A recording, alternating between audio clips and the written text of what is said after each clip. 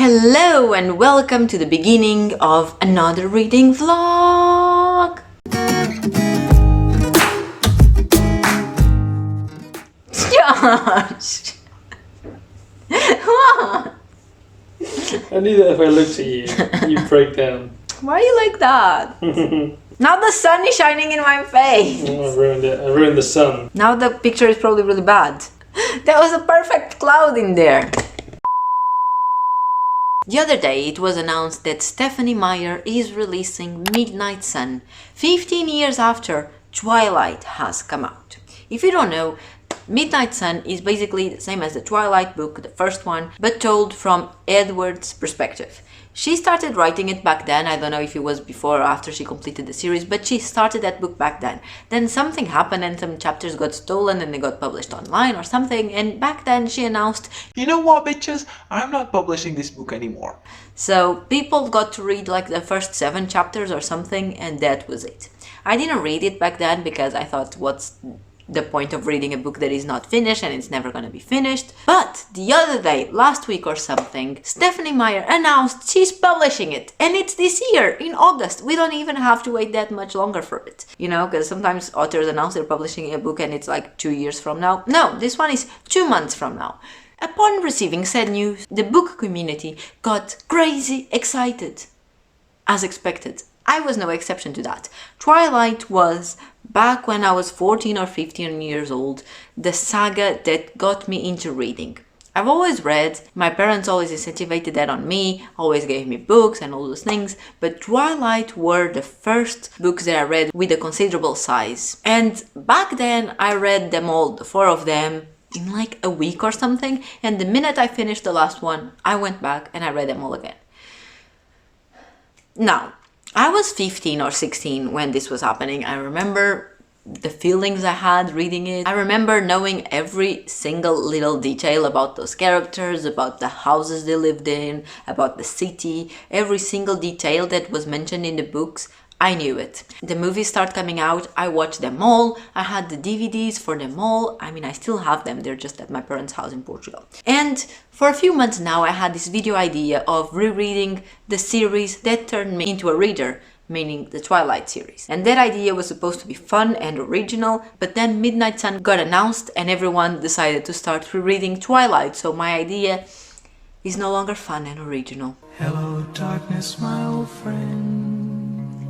Nevertheless, I'm still here and I'm gonna read Twilight. My idea for this series of videos is that for each video, I'm gonna read each book, being this video the one where I read Twilight. I'm reading this on my reader because, like I said, I do have the full series, but I have them at my parents' house. So in order to not buy the same books over again, I just downloaded them into my reader, and here it is. The first video, this one, is gonna be about Twilight. I'm gonna read the whole book, chat to you along the way, give you my opinions. Obviously, these videos, vlogs, could be considered with spoilers, but you know what? Twilight came out 15 years ago. Everyone knows what the story is about. So it's technically with spoilers, but is anyone really gonna be spoiled by this? I don't think so. At the end of reading the book, I will also be watching the movie. I'm super excited for it. I'm super excited. So each of these videos is gonna be me reading the book, followed by me watching the movie and making commentaries and all that good stuff. Are you excited? I'm super excited. I'm super excited to revisit all these characters and all these descriptions and all these feelings and all the things. I can tell you that right now, as per recording this intro, I'm in the future. So I'm already halfway through this book, which means I'm now gonna send you back to the first day where I started reading this book, and you can see all the emotions happen in the first place. So grab your cup of tea and let's rediscover Twilight. It is time, my friends, the time has come. Let's start reading Twilight. Oh my god. Breathe in, breathe out. Let's start reading, and I'm sure I'll have lots of thoughts.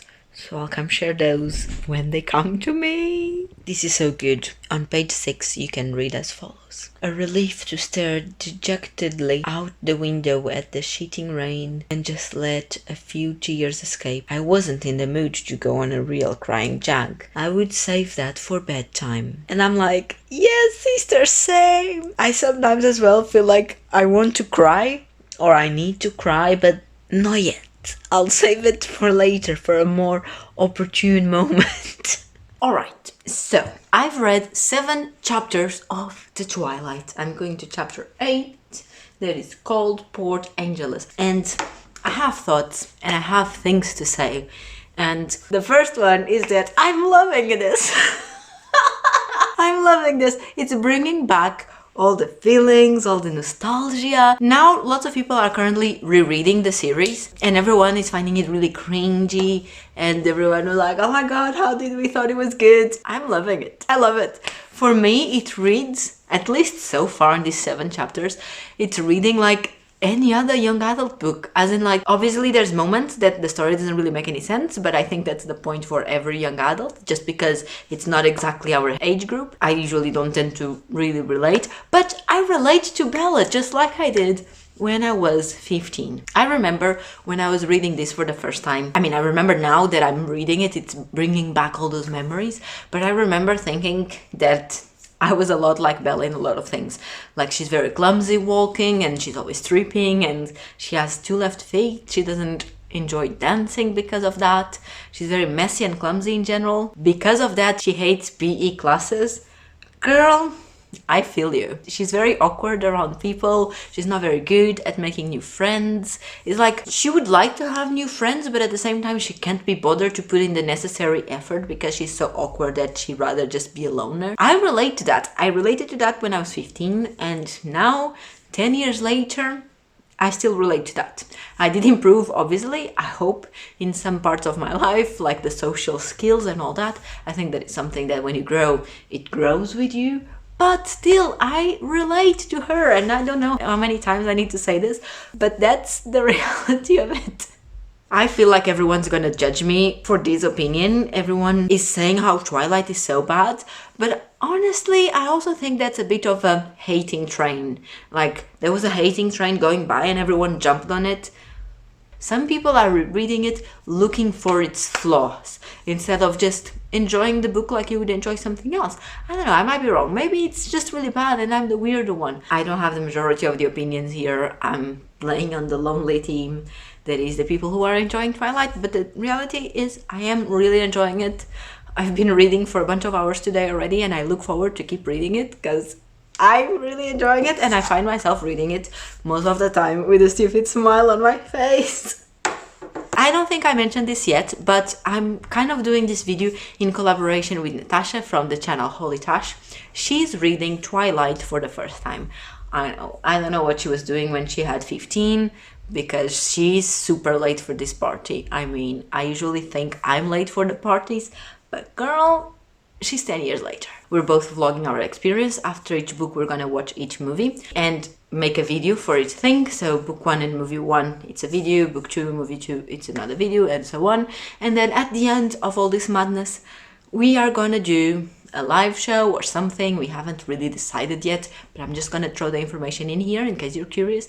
And we're gonna tier ranking the most important moments for each book. And it's gonna be fun because she's hating it and I'm loving it. So it's gonna be extremely interesting seeing how we're supposed to agree, because we are supposed to agree on the tier ranking thing. Anyway, stay put for that if you're curious to do that, and I'll keep you posted on what I'm thinking of the Twilight, but so far it's amazing. Alright, so here we are. I just finished chapter 12 and I have some thoughts and some things I would like to say. So let's go on with those thoughts and with the things I like to say. I'm getting really sleepy as well, because you already know that when I'm reading for a long time, I just get sleepy. By the way, I cut my hair today. What do you think? It doesn't look bad, does it?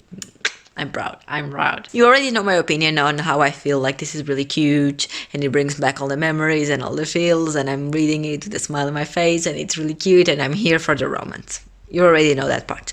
But I can see, in fact, that this is a very unhealthy relationship. Edward is really controlling. I don't think he means it in a bad way. Obviously, we all know he's crazy for Bella and he's just trying to protect her and all that. But he likes everything to be done his own way. And I don't like that in a relationship, so I don't like seeing this in this relationship, even though Bella does try sometimes to push a bit against him and balance things a bit out, but most of the times Edward still wins. Now, I also find a bit silly that Bella moved into this new town and she was trying to make friends. She knew a couple of people, she was having lunches with them. We all know it's hard for her to make new friends, she's not a very sociable person, all that jazz. And then she met Edward and they're starting talking and now they're kind of dating. And she quickly put all her friends to the side and is just focusing in this relationship. I'm against that, obviously, but I think it's actually a good representation because most of people, when they're like 16 or 17, when they get their first boyfriend, everyone pushes their friends to the side. I've been there, not as the person who has a boyfriend who pushes the friends to the side, but as the friend who gets pushed to the side. We all know someone, or we've been that person. If you don't know someone, you are that person who gets a new boyfriend and everything is so exciting and magical and love is incredible, so you push all your friends to the side. Is it healthy? No. Is it correct? No. Should we do it? No.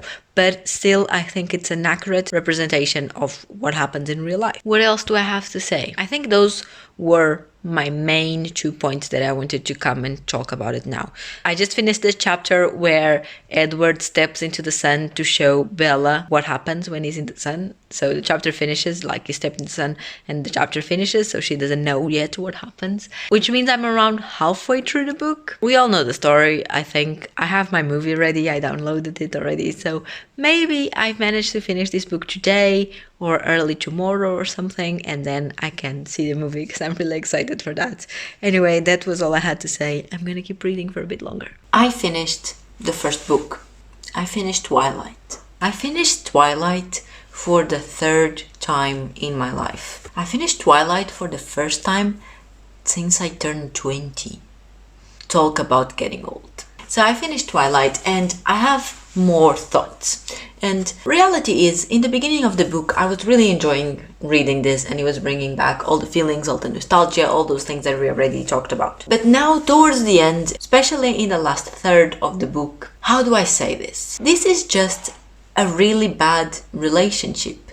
Edward is so controlling. Like now in the very last chapter, alright, so towards the end of the book, Bella almost dies. She's attacked by that mean vampire.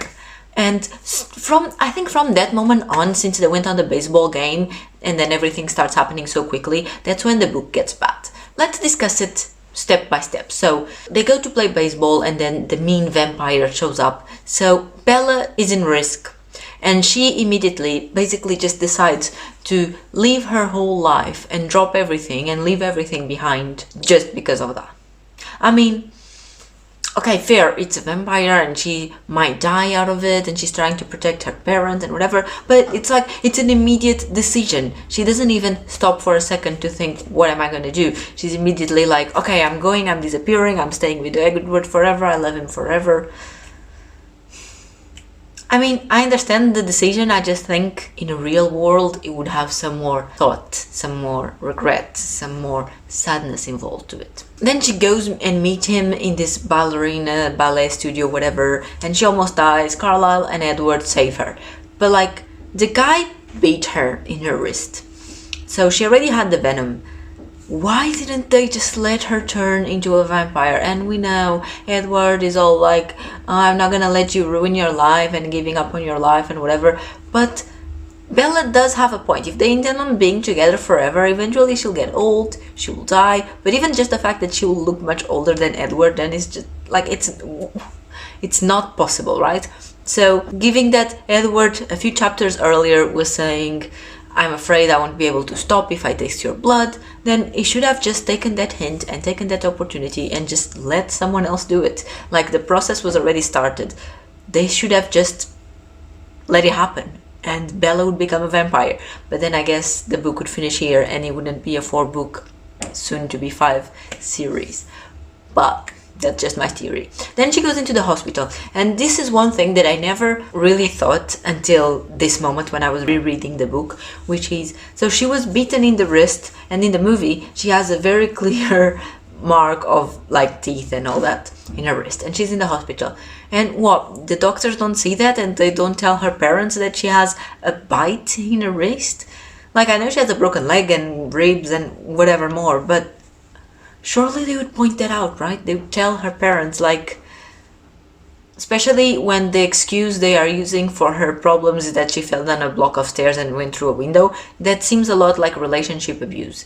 Maybe when this was published in 2008, that wasn't such a big discussion topic as it is nowadays, because, you know, nowadays if someone tells you they fell on a flight of stairs and broke through a window and now they're in the hospital and it's the boyfriend giving the explanation, you'd question that, right? Maybe in 2008 wasn't like that, but was it not? And then the very last thing that really annoyed me about the ending of this book was a few weeks later, Belle is recovered and whatever, and Edward decides to take her to the prom because he doesn't want her to miss on any human experiences and activities, and blah blah blah blah blah blah blah, all very pretty and cute.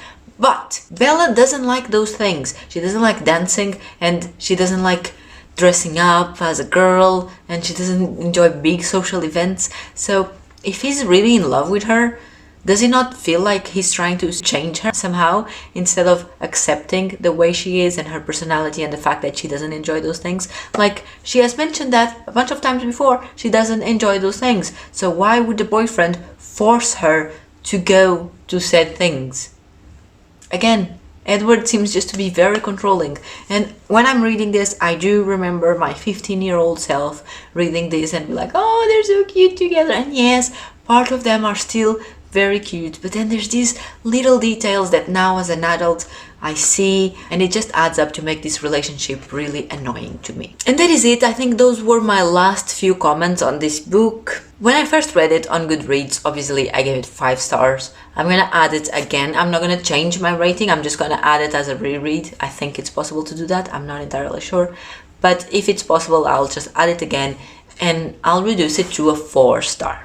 And yes, I know, lots of you are still gonna think that 4 stars is a lot for this book, but up until this very last point, this book for me was reading like a young adult. I'm not a big fan of young adults, but it was reading as a young adult. And I cannot forget the feelings and like the nostalgia feel that this book brings to me. And yes, people can argue that I shouldn't take that into consideration, that I should rate the book objectively and not taking into consideration what I'm feeling because I read it once when I was 15 years old. But for those people, I say, I do what I want and I will take into consideration my feelings and my nostalgia. So I will be rating this book a 4 star. And it's still very cute. I still feel very happy to be revisiting this story. I cannot wait to see the movie. I don't know if I'm still gonna watch it today. It's quite late already. Maybe I'll start it today, finish tomorrow, or maybe just watch the whole thing tomorrow.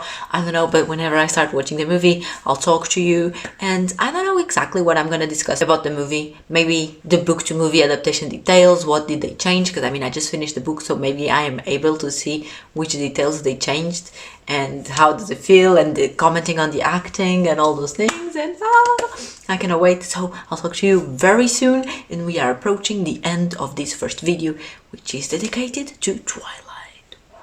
The time has come. We're gonna watch the movie.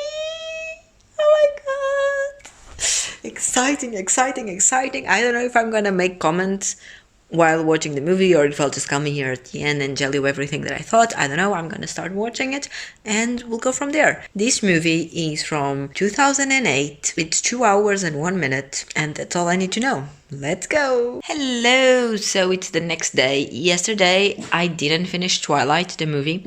I started getting tired and then I started feeling sleepy. Suki is making a lot of noise in the background, so ignore that. Also, what is going on here? I think I'm just before halfway through. Suki!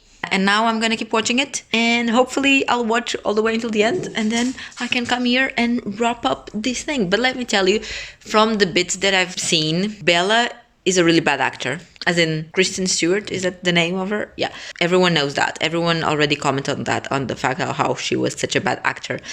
At least in Twilight, she always has the same face, and at the same time, it's like she doesn't have any reactions to anything. And it's just like, oh, why could she not make faces and have reactions like normal people anyway? And also, the movie starts and she's in Arizona, and the very first scene, she's standing in like the desert with lots of cacti in the background because it's the desert, and that's like typical Arizona, but like she doesn't live in the desert. She lives in a city, in Phoenix. So why does it start there? It's just the most random 30 seconds of any movie ever. It's like she's standing in the desert, but then the next scene she's hugging her mom in front of their house. Like, it's so random. Oh, also another thing that I've noticed between the movie and the book is that on the book, all the technology and everything is really old school. No one has mobile phones. Everyone calls each other landlines when they need to speak to their friends. And she comments that her computer at Charlie's house is a really old computer and all that. But in the movie, it's a little bit more up to date. She has a mobile phone, she has a laptop, so it's slightly more up to date. It was recording in 2008, so when I was reading the book, I was already wondering, why did Stephanie Meyer thought that in 2008 people didn't have mobile phones and stuff? That was weird. But I'm glad to know that in the movie they took care of that and it's more accurate. Now let's watch the second part. Alright, so I'm in this part of the movie where Bella wanders into the woods and Edward follows her. She's like, you're impossible fast and strong. Your skin is cold, your eyes change color, blah blah blah. And then she says, I know what you are. And Edward says, say it out loud. Vampire. The classic, right? Now, I've always remembered this scene from the movie. I think it's one of those classic scenes that everyone knows it exists. Even people who haven't seen the movie, everyone's heard about this scene. There's so many memes on the internet making fun of this. What I never realized is that this doesn't happen in the book. I mean, probably I realized back then when I first read this 10 years ago, but all these years I had this memory of this scene happening, and I never realized this was just something that happened in the movie and not in the book. In the book, Bella discovers what Edward is and confronts him when they are in Port Angeles, and those guys go after Bella and they're trying to rob her, rape her, or whatever, and then Edward shows up. They go for dinner together, they have a really cute dinner. Bella starts asking questions to Edward, and then they are driving back home. It takes forever, and they have this really long conversation where Bella asks a bunch of questions, and Edward just answers them. And in the movie, Bella does this research all by herself, and then she confronts Edward in the woods. In the movie, the romance aspect is so much nicer. I don't know if nicer is the word I'm looking for, but it's cuter in the book because things take longer, even though it's still insta-love and very quickly and all that. But it takes long, they chat with each other, and you can see them slowly falling in love with each other, and it's cute. My heart is a sucker for those things, as you know. But in the movie, it's just like this scene in the woods is so cringe. Like literally, they are in the parking lot of the school, and then Bella walks in front of him, and he just follows her, and they both go into the woods that are behind the school. What? Hold on. I just watched like another 30 seconds of the movie. So after that weird conversation of say it out loud, vampire, blah, blah, blah, blah, blah, blah, then Edward is trying to scare her off. Like, are you afraid? And she's like, no. And then Edward's like, we need to go up the mountain. You need to see what I look like in the sunlight.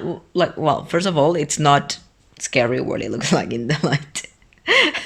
He sparkled. That doesn't scare anyone. Anyway, in the book, that scene where he shows her what it looks like in the sunlight and where he tells her what he eats, it doesn't happen straight away because, like I said, all the questions happen in the car. And then they start dating and falling in love and whatever. And then they go on a date like the next day or 2 days later. And they drive to this field thing on Bella's truck. Edward is driving, but it's her truck, or she's driving. I don't know. I remember they go in her truck, which is nice and also helps not making the relationship so controlative because Bella insists she wants to take her truck. When he runs with her in his back, he asks her, do you want to see how I move in the forest? And it's just cute. Here, he's just trying to scare her, like, you need to see it, and then grabs her and starts running without even asking her if she wants to do it. And it's just like, why would you ruin that?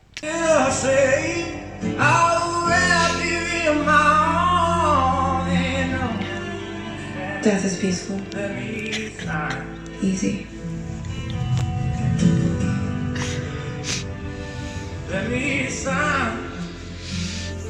life is harder.